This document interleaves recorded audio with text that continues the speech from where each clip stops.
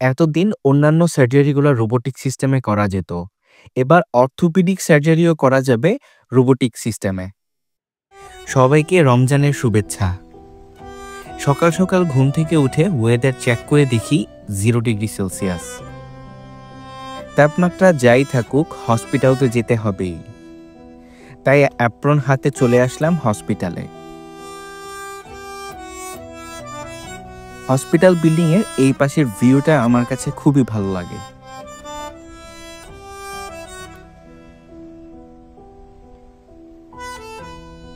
Word round শেষ করে চলে আসলাম ওটিতে। আজকে অনেকগুলো সার্জারি আছে। চায়নাতে সব ধরনের ইনস্ট্রুমেন্ট অ্যাভেলেবল হওয়াতে এবং পর্যাপ্ত এক্সপার্ট অ্যাসিস্ট্যান্ট থাকার কারণে এখানে সার্জারি করতে বেশি টাইম লাগে না। এখন চলছে টোটাল নি রিপ্লেসমেন্ট। এই পেশেন্টটার বয়স 70 বছর। ওনার হাঁটুতে অনেক বছর ধরে ব্যথা এবং উঠবোস করতে কষ্ট হয়।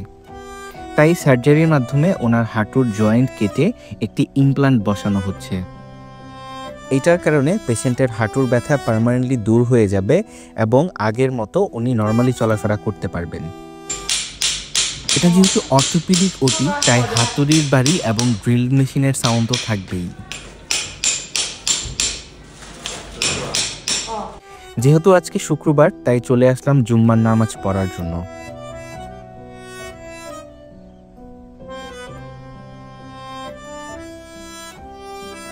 নামাজ পড়ে আবার জয়েন করলাম সার্জারিতে। আজকে 6টা টোটাল নি রিপ্লেসমেন্ট এবং 4টা টোটাল হিপ রিপ্লেসমেন্ট ছিল।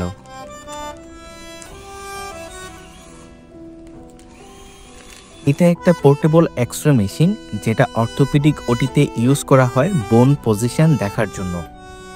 এটা সহজেই যে কোনো জায়গায় নিয়ে চলে যাওয়া যায়।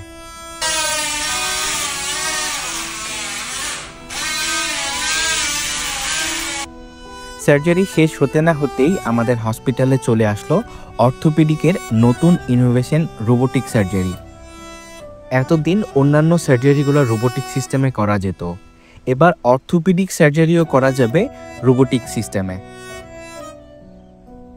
তারপর রোবট এক্সপার্টরা আমাদের সেই রোবোটিক সিস্টেমের সাথে পরিচয় করিয়ে এর উপর ট্রেনিং দিয়ে দিল।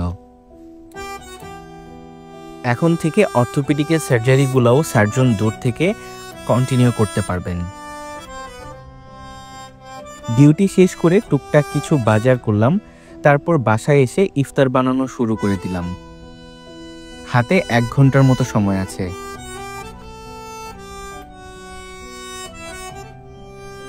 যেহেতু এটা একটা বিধর্মী দেশ, তাই চাইলেই বাইরের খাবার খাওয়া যায় না, আর ইফতারও রেডিমেড পাওয়া যায় না।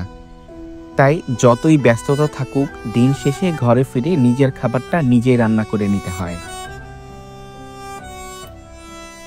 আজ এতটুকুই, দেখা হবে অন্য কোনো ভিডিওতে।